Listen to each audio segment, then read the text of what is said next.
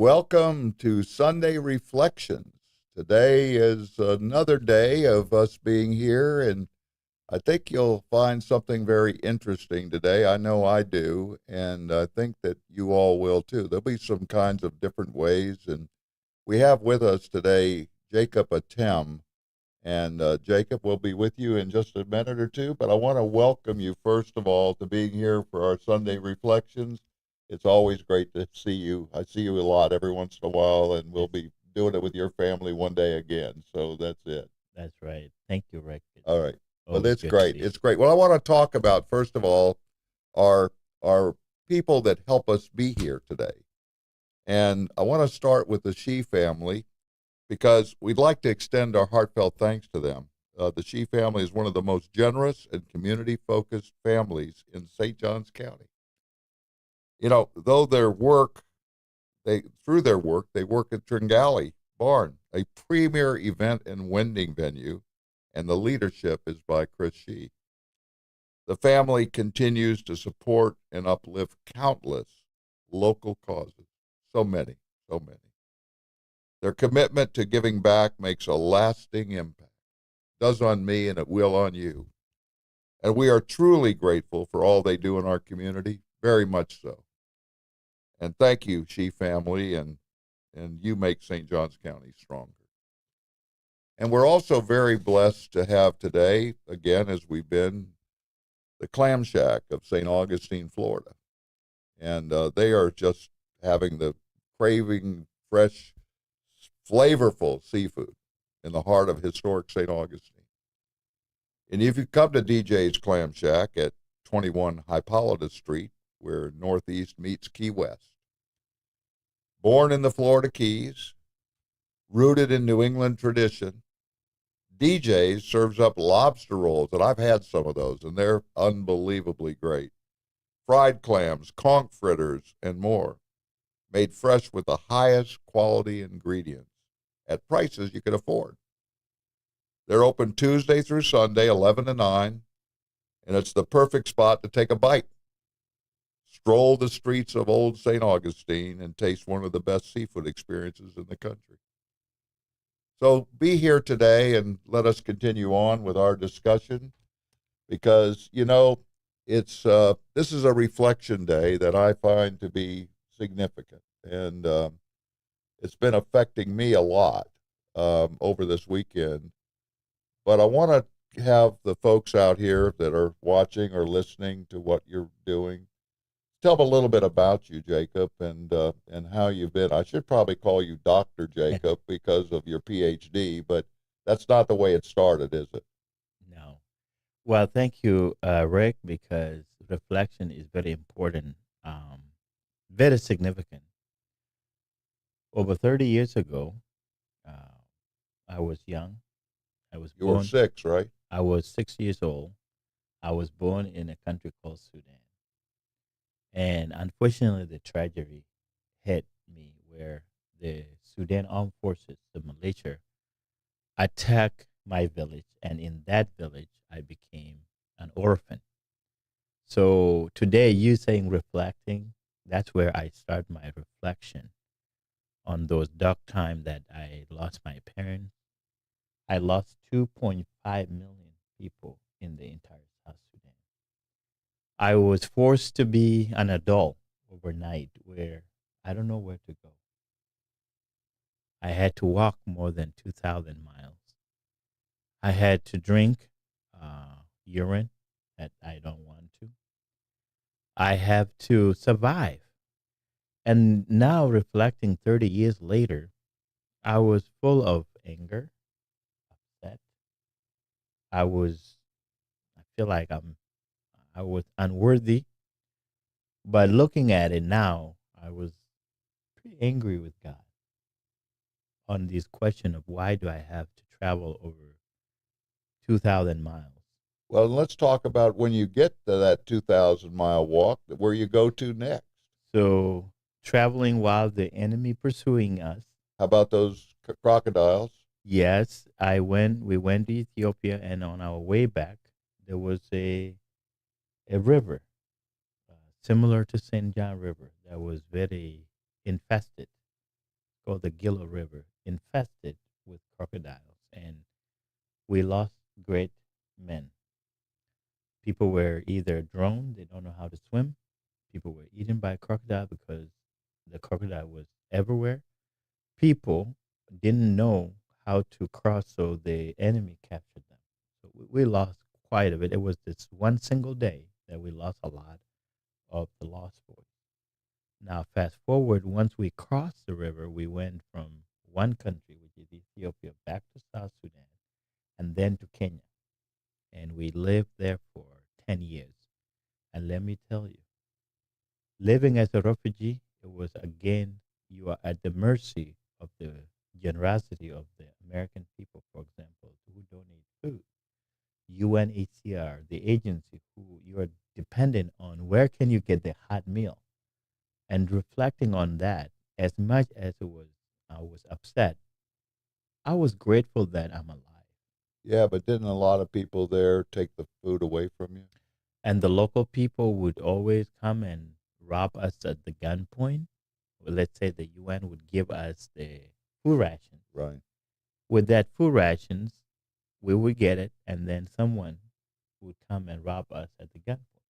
All right. I want you to get past that finally, where Congress then passes a Congress so that people like you could come to the United States. So I want you to go to that place now and where you now go and where you are today.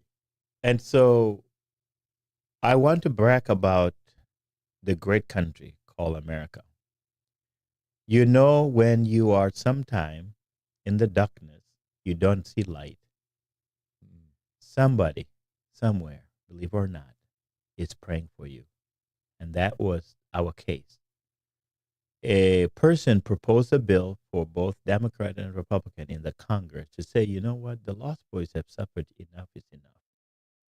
So if you can be called as tired, poor, you name it, that what happened. So there was one person who proposed to the both Democrat and Republican in our United States Congress and said, you know what, it would be great to bring the Lost Boys here. And indeed, that person, I'm so gratitude.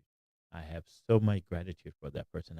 I appreciate that person because that's why I'm here today. All right. So now you go to instead of being in South Sudan, you go to a place that's very cold. It's very cold. So what happened is, as the Lost Boys, there are two groups. When we were resettled here, there is what we call unaccompanied minor. So those who are under the age of 18, you come here, you have to have a foster care. And that's what you did. And that's where I was. I was in a foster care being sponsored by Lutheran Social Services of Michigan. So I was in Michigan. Lansing, right? Lansing, Michigan. And you know what? Speaking of reflection, in life, you only need one person to believe in you. That doesn't need money. So I was sponsored by my foster mom. Her name is Jane White, an incredible woman who believed me and believed in me, and God bless her. We're still close today in Michigan. She gave me the room, and it need one person who proposed to the Congress, and the Congress said that it was good, both parties, okay? It was good to bring a person like me. Now I am proud American citizen. Okay. That But you didn't speak English. No, it was hard. And by the way, English is the hardest language, to learn. All the, for example, I was watching a movie and it said Hakuna Matata, and I just came from Kenya. Yeah. And I said, what does that mean? How do they know the Kiswahili? Because I speak that. But you know what? I didn't speak English. And it's so difficult for somebody who's extrovert like me. Okay. You know me. Well, after I do, but I'm going to keep on because I want these people to hear where you went after that. You were able to go to a college, right? Yeah, so I worked. After you learned English. After learning English, I went to a small Christian college called Spring Arbor University. In Lansing. It's in Spring Arbor in Jackson, Michigan. Okay. Got my pre-med, and this is where I co-founded an organization. We're going to talk about it later, called Southern Sudan Healthcare Organization in 2008, where we say we bring health and hope to where it is lost. And what was your final grades there at that one? We have we Oh, have we have valedictorians. We have all kinds. What was your you know, missing out of all the elementary school, all this, I had difficulties getting into college, but I was, by God's grace, I got in and to Spring Arbor by playing soccer. And that's how I paid my first degree. So my grades were okay. I wanted to be a doctor, but God has different plan. I didn't think I was gonna, because I wanted to build health clinic and church back to the village Mar where I what, was. It was destroyed. what was your real name at the time before your name became Jacob? So my real name goes on Atem, and because I became Christian and I accept Jesus Christ as my Savior, I picked the name Jacob, All which right. is I love. Yeah. Said, God, I'll, I'm gonna wrestle with you until you bless me, and that's the name that I chose. So it's now Jacob Thon Atem. All right. And so now you go there. You graduate from college, and where do you go next? I did my master's of public health because education is the key to success.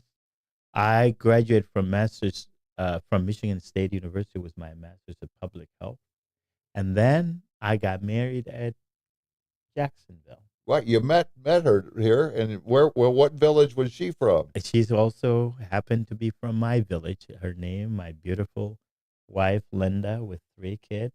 We grew up in the same village, and God took her in different route.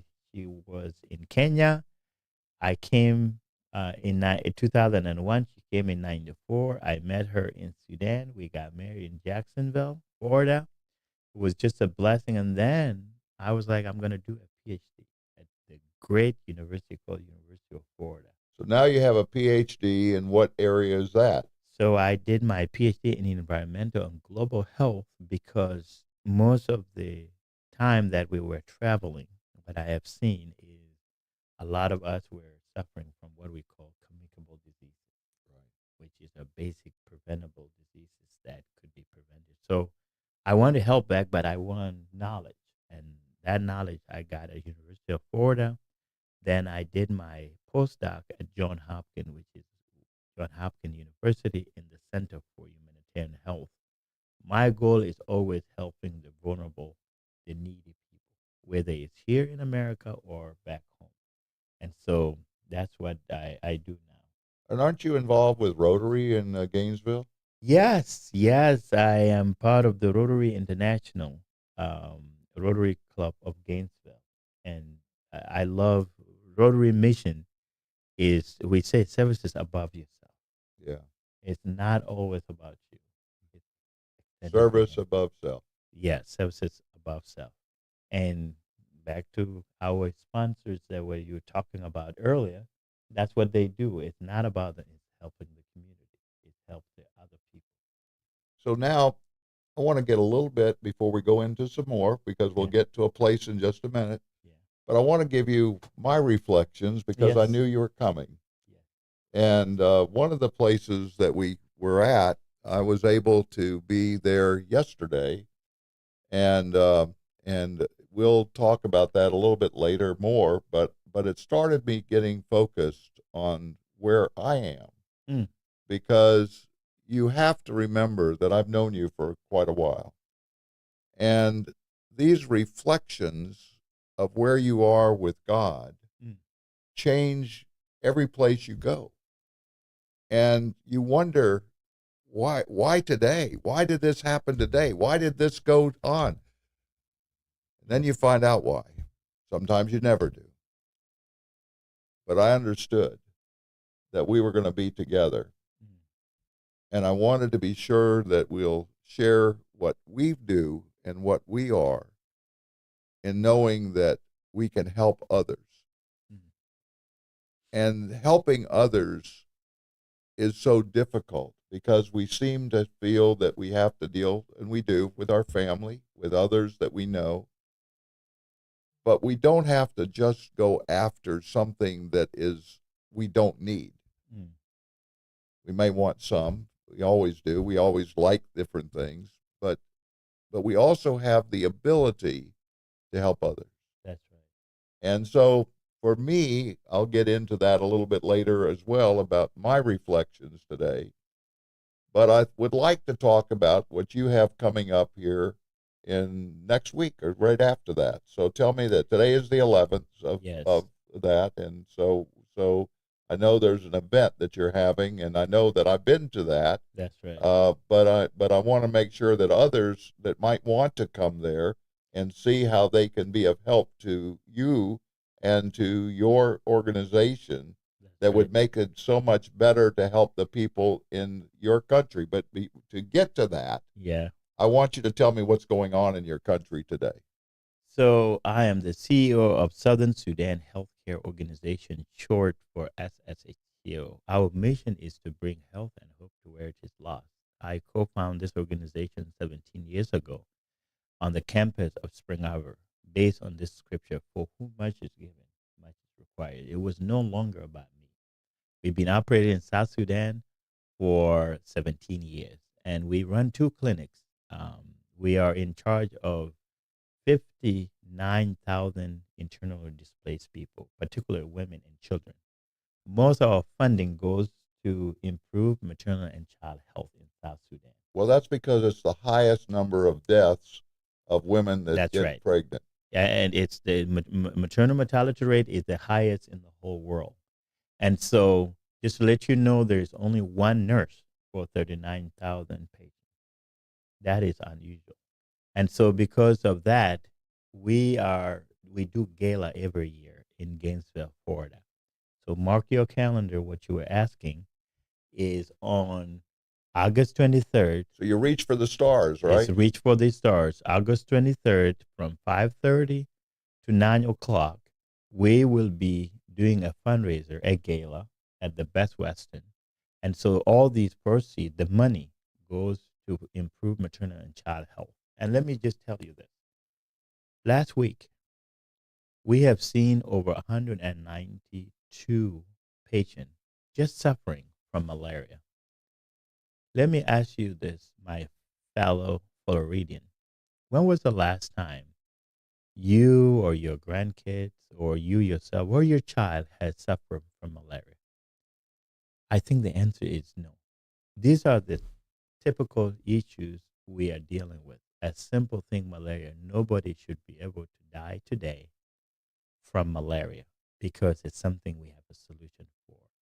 We have malaria medication. So all the proceeds, again, the money we raise in this event, we go and treat these people. And as I reflect today, that what kept me awake at night is that I'm so blessed to have a clinic here in America. I have my kids. You and I could check ourselves in there. But just a simple thing that if we don't have the funding to be able to treat these patients, it's what really recently is what kept me awake. Well, you created those with all the funds that you had because they didn't have those, did they? No.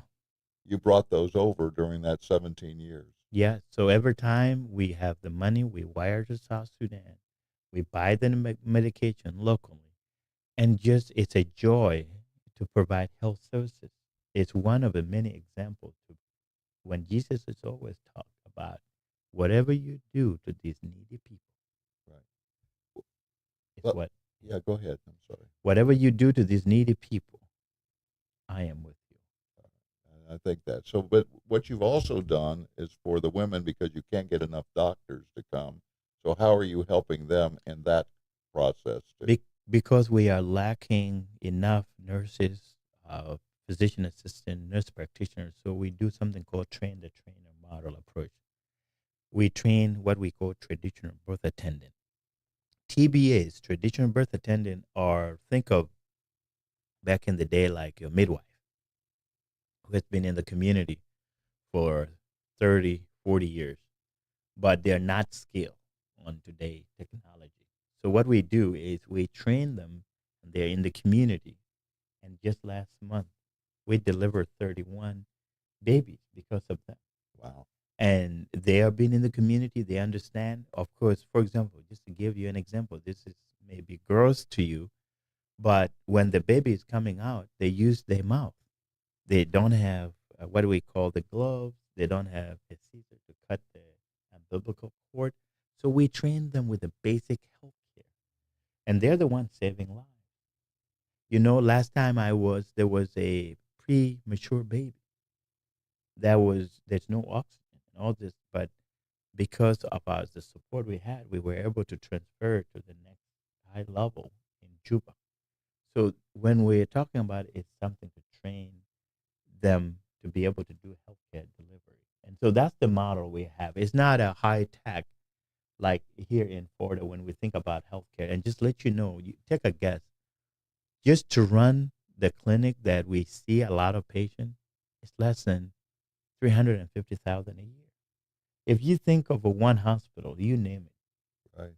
one hospital, how much millions of dollars? So it's not much to run the healthcare setting in these settings. It's very, very cost effective. It's the local healthcare workers who are working. We're 501(c)(3), which is we are tax deductible. So we raise the money to go help them there. And if we don't have the money, and particularly it's really bad now because of the way the global economy is going, the politic of the whole world, things has been cut.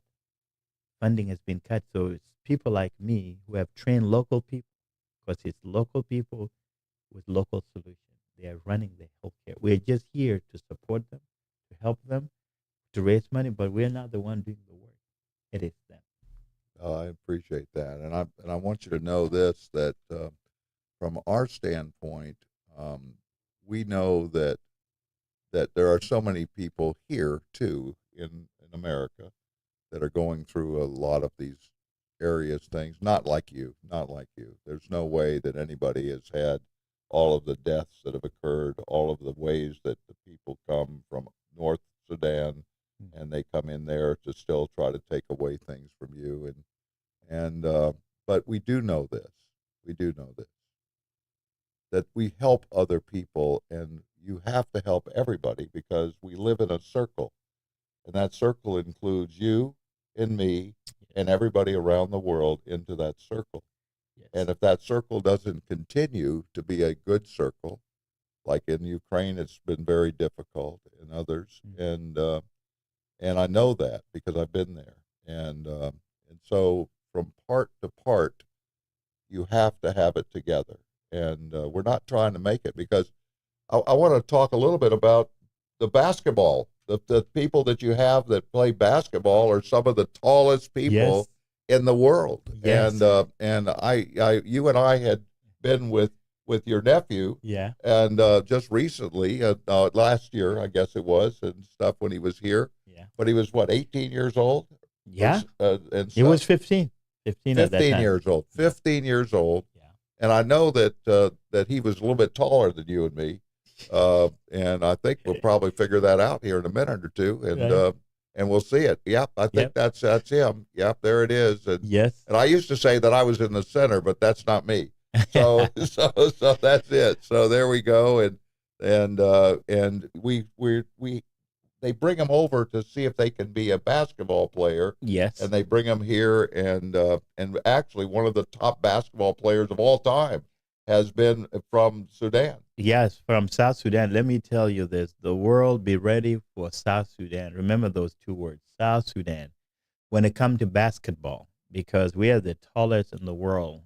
It goes back to Manutbo, who was 7'7", playing in the league, and God rest him in peace, because when he was in NBA, Manut would spend all of his money, speaking of the theme of helping others, to send that money back to us, and he would come and help us. Look at what it is now. Manut has passed, and we are taking the baton to help others. And that's where last year, South Sudan basketball, these people have nothing. These kids were playing the best players like LeBron James. And I remember the first game they played, the South Sudan lost 100 to 101. The last shot was done by LeBron James. And here's the exciting part: kids like my nephew, in which we just Yes, met, and you sure. saw in the next 5 years, you will see there's another kid called Maluach, Kaman Maluach, who just got drafted top 10 this year. Right. He played for that team. You will remember this name called South Sudan. They are so skinny, and I'm not talented like they are, but it's something to watch for. Well, The girls, the women, they're yeah. now in the FIFA, and they're playing. So this issue of basketball, it's something that people are saying in the next 5 years. And the reason I'm asking that question is that if you in here that are watching enjoy anything like basketball or other sports, then what you have that is so important is having these people live. Mhm. And if they don't live, then we're going to lose some other things. So everything has its meaning. Yes, I think that's what Solomon said as well, that's right. and he did that in the Proverbs. And there is a meaning, and there is a time for everything. And I think that was where we are. And so going to now where I was yesterday, because I want to kind of Yeah. run the gauntlet, I guess it is, between where you are in South Sudan and where I am here in St. Augustine.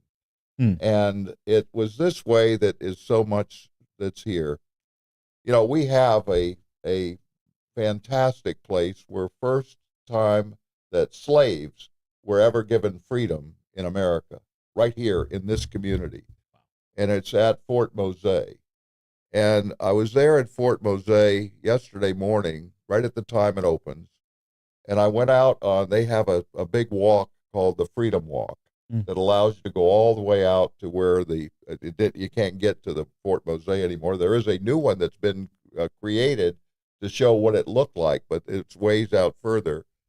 And I was by myself and I was thinking, where am I going? Why did I come out here today? Why did I get here today? And I come out there at the very end, and it was nature at all over, and I think that what we saw were these birds, and I'll let that kind of go through, and you'll see where they are, and it's so amazing where they can be, and they're all through that whole area, and just looking at them is amazing because they are all there, and that's a place that they can be and to enjoy the place that we have in our community.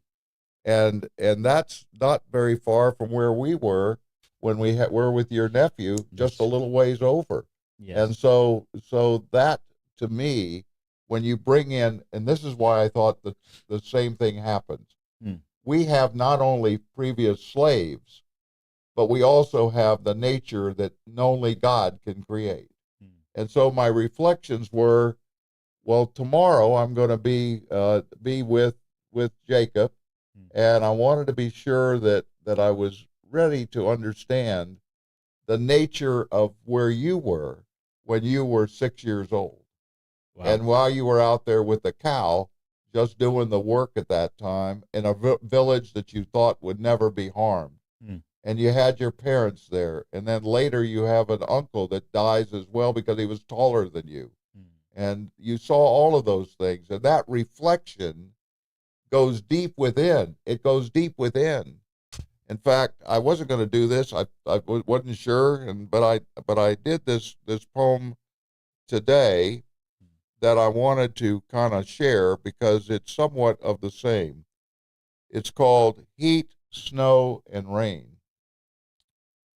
It's dark and chills the winter cold. It must be something else. It must be what we only imagine. What we only imagine would happen to you. No one but God knows where you are in winter days, even though here you are in Michigan State. Mm. It does not show the summer heat, winter snow, and downpours of rain. Sunlight days are more often than cold winter days, but even now the summer is almost gone again. Mm. Maybe it's the heat and not the snow or rain that keeps us wondering why. Days of darkness challenge the moments we thought once were hidden. In case you do not understand, Robert Frost and Shakespeare have so many reasons why each of us must reflect on what's coming next. But those poems, the ones of obviously Robert Frost, and the five acts by Shakespeare, reflects the common feelings and a wide range of themes that bring us back to where we once began. So when you are at that spot where there is heat, snow, and rain, you wonder why the seasons are far apart. Mm. Remembering now is where and when your heart exemplifies life itself. So I ended up doing that because I was reflecting on it for the things that I knew that we'd be there. And that's why you see the winter and stuff, because you had gone from the summer of down South Sudan that's all heat, and you have all of that, and now you go to the coldest place. And that's where our heart goes. Our heart goes to those places. We are in those places every day. Where are we in relationship to each other? Are we in the darkness? Are we in the winters where people die? Or are we in the summers where people live? Wow. Um, when I reflect, let me give you this, what I call, but God had a plan. Okay.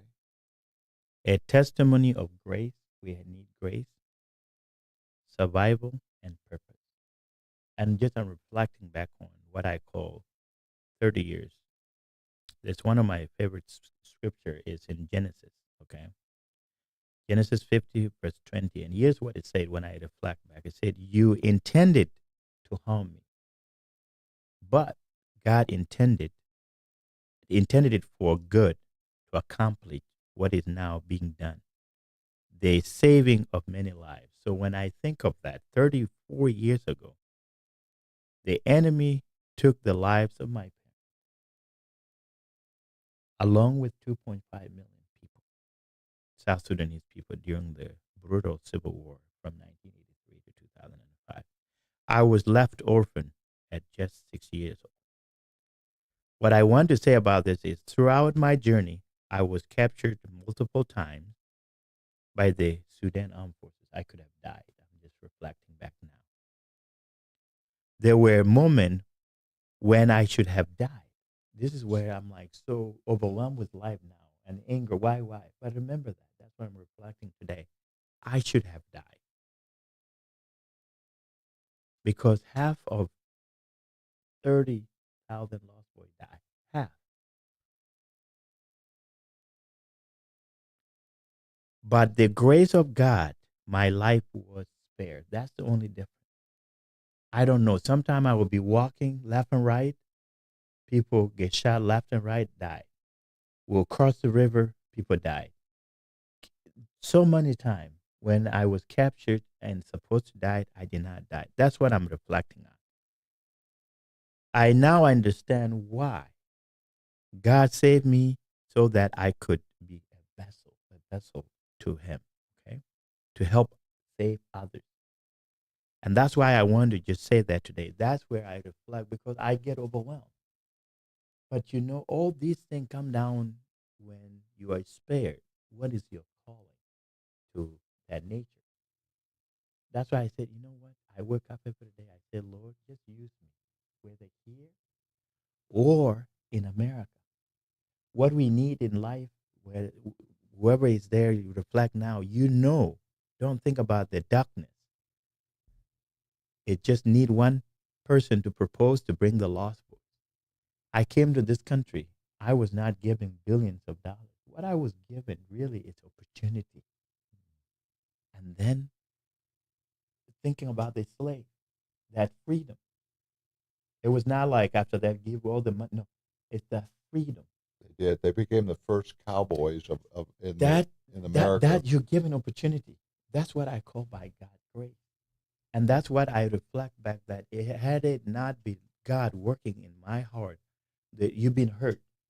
about hatred, whatever. Like the slave could have thought of those who are their masters, right?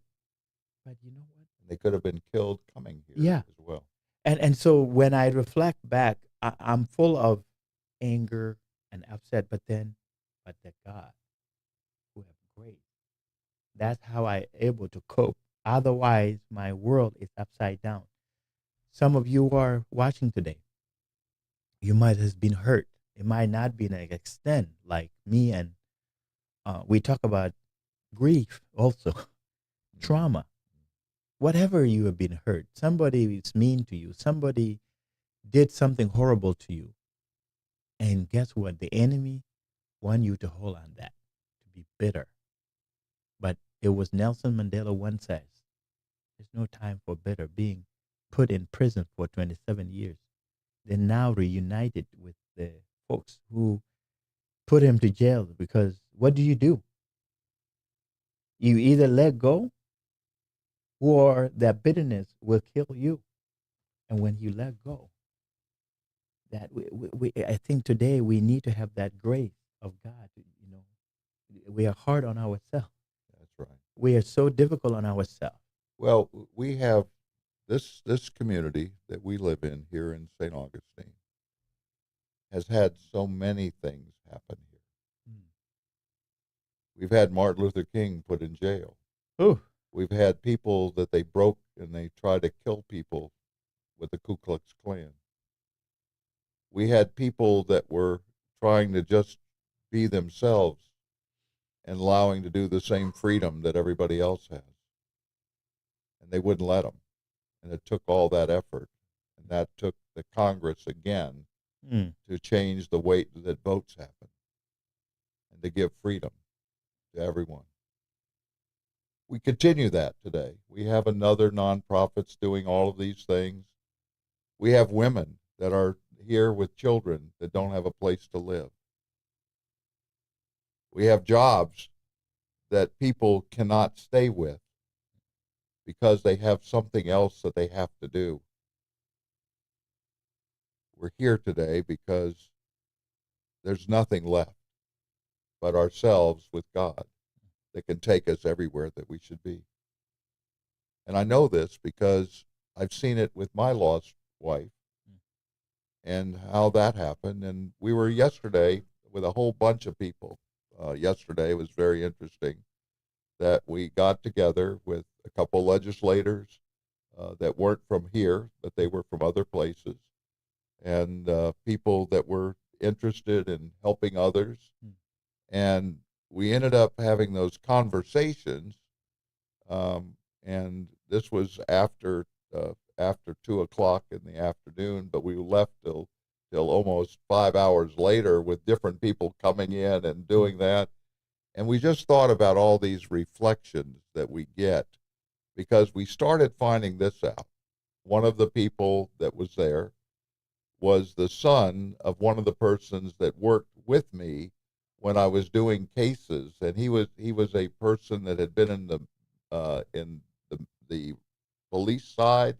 He had done all of that, and he joined a regular company, and we had to deal with so many things about it. And then his son became one that became a legislator, and now his son is seeking to take his place because his term limit is over. And so all of these things were happening because the doors open when you start thinking about God. It's his doors, not ours. Our doors are closed but he always has it available for us to open. Just knock on my door and I'll let you in. Yes. And that's really as easy as it can be, and we don't have to worry about anything else. Yes. And we have others that are there. We have people who are mayors of St. Augustine Beach. We have people who are very active in helping others. And we have an amphitheater that hardly anybody else could ever believe with this small town could have one of the best amphitheaters in the United States and around the world. And we have even more. If you were in Ponte Vedra, you've seen the new concert hall that is now bringing other people in. And we are able to do all of this, including Fort Mose, to join us together as human beings that also understand the nature of God. Yes. And that's so much important. Yes. And what I would say is all you have said here is what is each individual of us calling? Where is your calling? What is the calling that you're Yeah, called what for? is it? I am okay.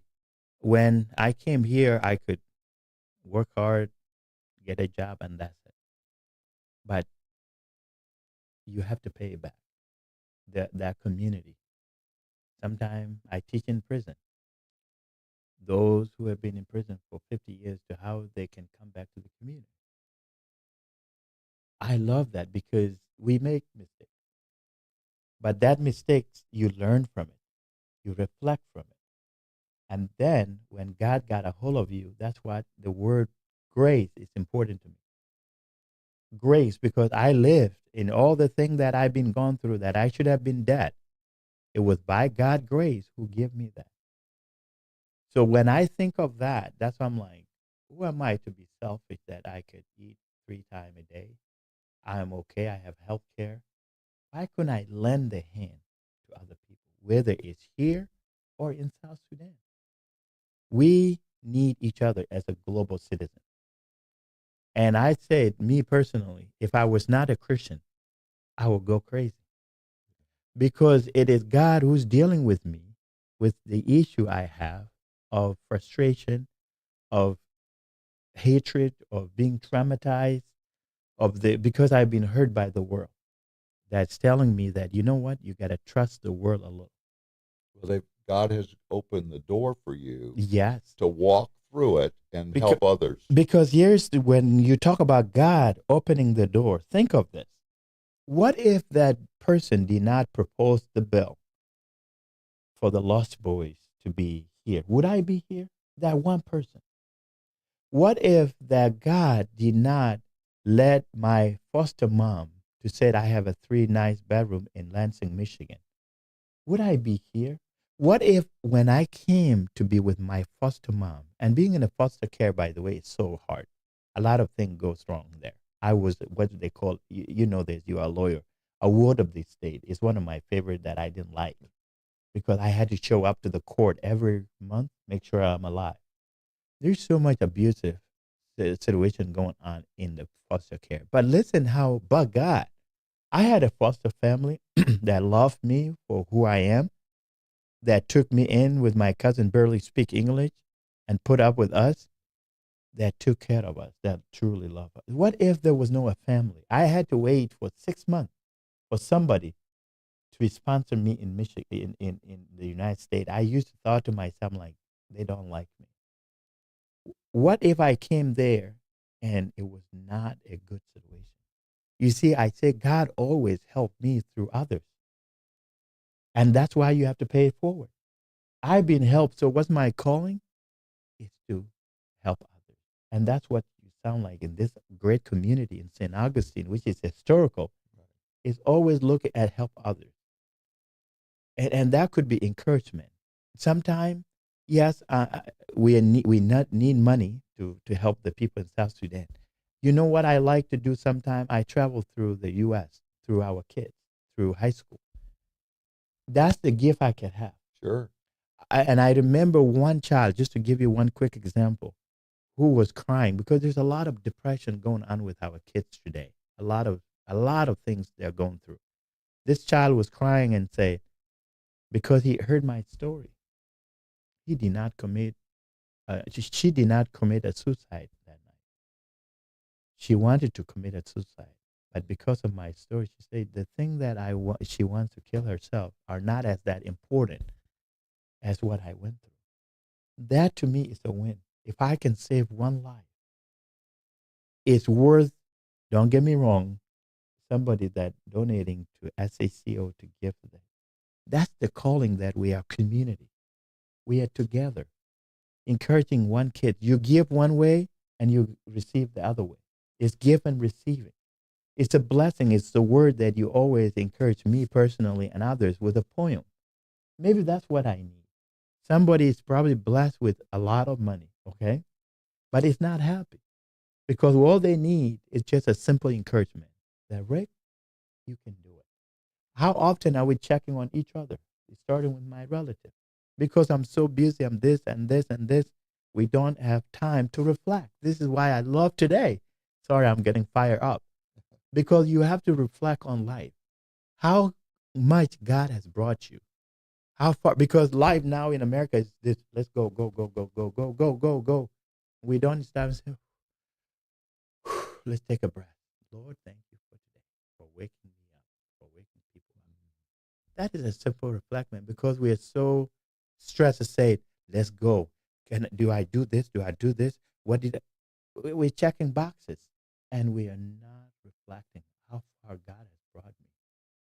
And that is what got me, my friend. Well, you know that all of us have that opportunity. All of us have the ability to say, yes, I would go that way. I remember one of the things in Isaiah and ask, who will do it? Who will? Is it you? Is it someone else that you have to do it with? Or is it you? And if you will, you don't know where you're going. You don't know how you're going to get there. You don't know where it ends. You don't even know where it begins. And so now you're there somewhere between heaven and earth because we are both of that. And so when Jesus was baptized, remember what happened. The Father says what he says, and he hears the importance of it because it was earth and heaven together. Yeah. All at that one moment. Yeah. All at that one moment. And no matter what you believe, in other words, you can believe in other religions, and we're not here to make that discussion. That's everybody has the ability to make their own decision. That's freedom. That's right. That's the freedom that we have. That's why I said I am so grateful what God has done in my life. That's how I reflect. Others reflect differently through experiential. We read the scripture and we see what God is telling us. Some people look at the nature, but that's why I always say this is me, what God has done in my life. You and I spend quite some time is what God has done in our previous life. Um, Experience is an interesting area for me that it's hard sometimes. My kids, for example, who are born in America, and I'm sharing my story and all this, and there's some part like I would make breakfast in the morning, and then somebody like, oh, I don't want to eat now, and then my old self come back. I'm like, how dare you? You have no idea when I was your age. No, I don't have a mom to make me a breakfast. I don't. In fact, I don't have anything. I'm eating dirt and leaves of tree, and so I have to catch myself as to say, okay, maybe it's a teachable moment, but it's just come out. But it's not fair. You know why? They don't know it. Yeah. They haven't lived it. So I have to teach them and say, you know what? In other place, be grateful, because no one is having 3 times a day eating, having food, a nice rooftop on your head, a house. It's a challenging to other people. Not to say that here in America there are some people who are struggling with that. It's just a degree of suffering. But this is why we need to stop and reflect on how far has God brought each of you? How far have you come from barely speak English to now a PhD? Sometimes I'm like, God, only in America this would happen. Because in other countries, you will never got this opportunity to be yourself, to go to school. You are giving access. And I think this is what we need in life. We need people to have opportunity. Well, we understood that when we began in America, it was for freedom. We had the King of England that told us what we had to do. But now we come to America, we have freedom. We forget about freedom. We forget about freedom. It's only a word to many people because they don't see what it is to be there. And when you travel to other countries, yes, and you see what they are, when you saw all the immigrants wanting to get out of their own country Yeah. just to come here Yes. and overcome us because we couldn't take care of them all at one time. Yes. And they stopped it because there was no way we could do it. And then there were people that came just to steal from others. Yes. They didn't come here to get freedom. They came here to take away things. Yes. And they needed to be stopped. They did need to be stopped. And but there still needs to be a place for everybody Yes. to have that opportunity, which right now we don't have. Wait. And certainly they don't have it in the Ukraine anymore. Yes. And it used to be one of the very best places. It was the bread basket Mm. for all of Europe. Mm. That's where they had all of the food and everything else there. And now they have nothing but things that are being shot down and killing people. Mm. When you talk about Let's Freedom, you mentioned MLK, Let's Freedom Ring. That's right. And when you say, can't wait for the days that my child could not be judged by the color of his skin. Brother, you and I are sitting down today. If I say reflect back on 50 years ago of the history of this country, it may have not be possible. Look how far we came. We're With a our- young country. with- We're a young country. With our challenges, that freedom, you said you're right, we tend to forget sometimes. It's because when we have it good, my brother. And I start with me 24 years ago. I came to this country in 2001. Now I was skinny. I'm a bit, gaining a little weight. We tend to forget that. And I think the reason we forget is it's too good. Here, sometimes it's unfortunate to think about when you hit the rock bottom. You're like, oh my God, what's happening? Well, it's very interesting. Again, another reflection that I'm having as we're speaking today, that I know some people who were from communist countries Mm. and they couldn't do anything because the communists took over and then they later got freedom. Mm. But it was so hard to judge because they took everything away from them. Right. And they stole it from them. If you were Cubans, you saw the same thing happen. When you thought that somebody was going to help, you find out that they were here to take things away. Yes. And that was what happened with communism. And you got to remember what you said earlier. And that is, at some point in time, God is changing that. And that's when communism, we saw the walls of Germany, of Berlin, come down so that that you could go across. I remember going there through Charlie when you went through that one place to go to the East Berlin. We had to drive through all of East Berlin to get to Berlin because you had to go through the communist side, but they couldn't stop you from going all the way to a freedom side.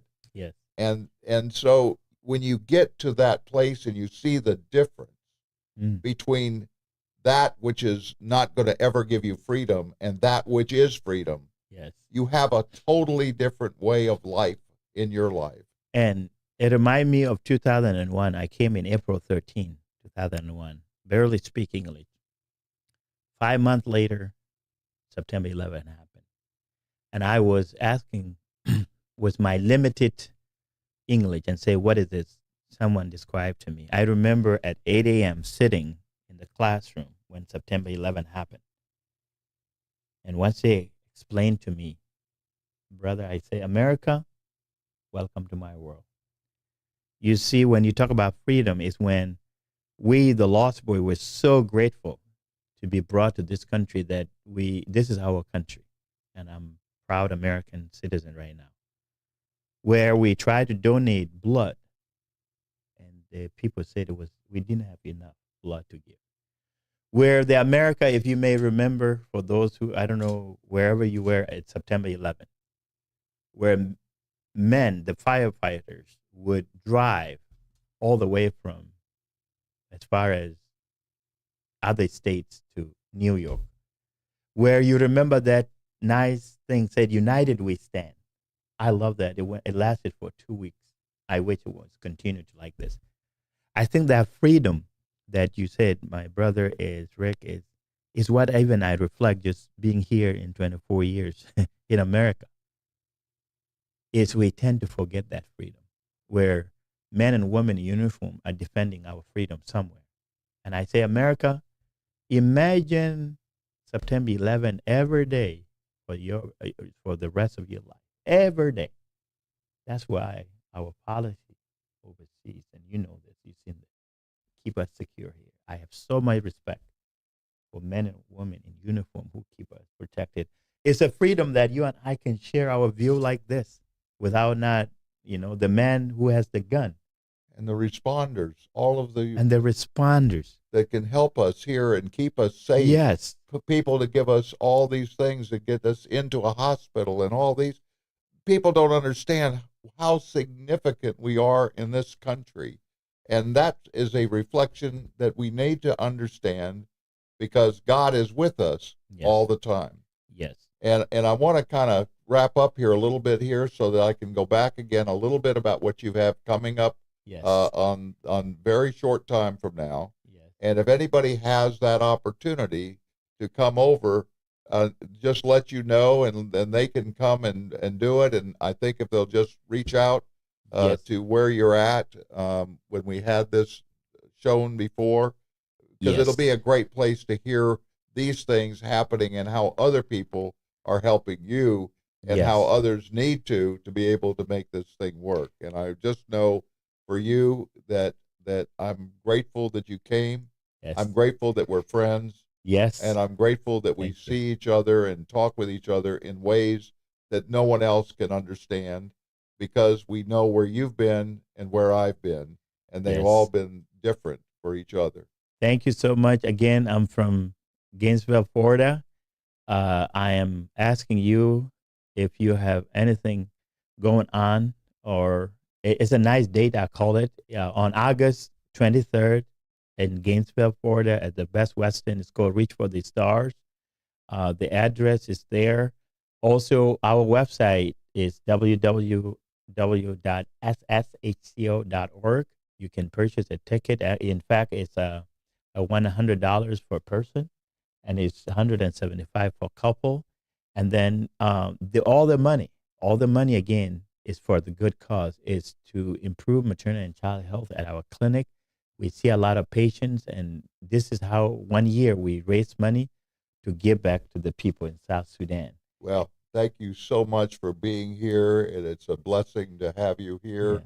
And we're going to go over to Rotary today, right after we finish this. So God bless, and hope you all enjoy this rest of the day. And also, if you miss it today, it's on Monday. On next Sunday at 1 p.m. So thank you again, DJ's Clam Shack and the She family. We appreciate all you do.